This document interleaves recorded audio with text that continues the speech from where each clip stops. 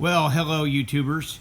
I want to tell a little story. I had purchased a Ford F-150 Supercrew several years ago, and it had a topper on it, and I decided that on this truck I didn't want a topper. I thought I'd just go with the tonneau cover, and I needed something that I could roll up and get out of my way that wasn't, really heavy, and my wife and I couldn't hardly get the topper off without somebody getting mad at each other. So I decided I was going to put tonneau cover on, and I got to looking at these storage deck systems that they were putting in truck beds, and I thought, I think I'm going to put that on this truck, because there's nothing worse than having a system that everything slides to the front and you have to reach for it. So here's my system. Now, after I'm still building it. I primered it earlier today, and I went ahead and just left it in the bed to primer it, and so I'm going to paint it black here as soon as the weather allows me, and I'll get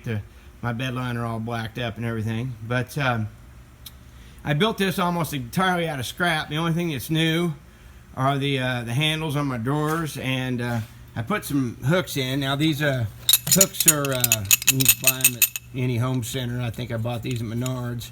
And then I routed them and recessed them so they'll sit level with the bed.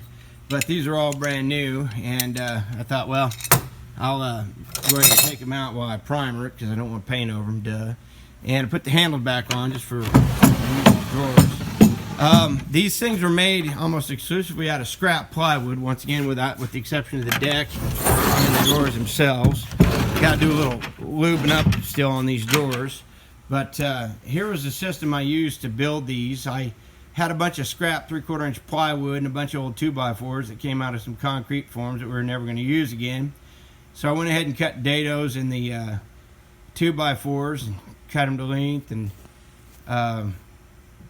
then glued them and screwed them together. And now I've got a little bit of wasted space in there, and I might figure out a way to use that before it's all said and done. I think I can cut holes in my I-beams there and get down to it.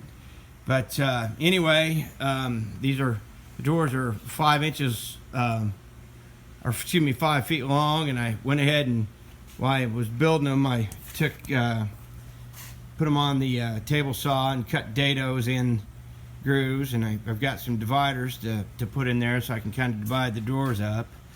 But once again, they run a little bit rough today. I used 1/2 inch plywood on the bottom, and I rounded over the edges and sanded them pretty well so that they slide in and out. And I did the same thing with the 2x4s. I sanded them and routed them so they would be less apt to catch. It also keeps them from tipping out, which was something kind of a priority for me. They actually don't rest. You can see right here, they don't rest on the tailgate. The 1/2 inch plywood is supporting the whole box.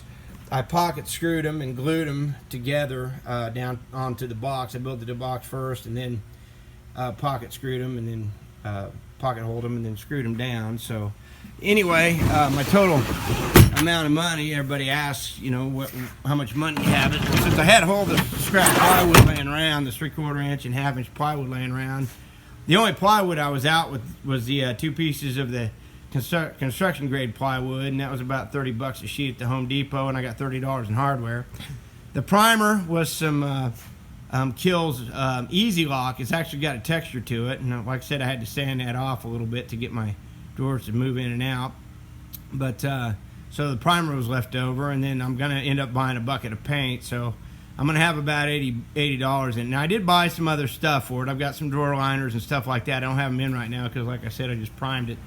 But I'll give you another video when we're done, and we'll see if we can't show you what the whole thing looks like. But until then, have a good day and keep on building.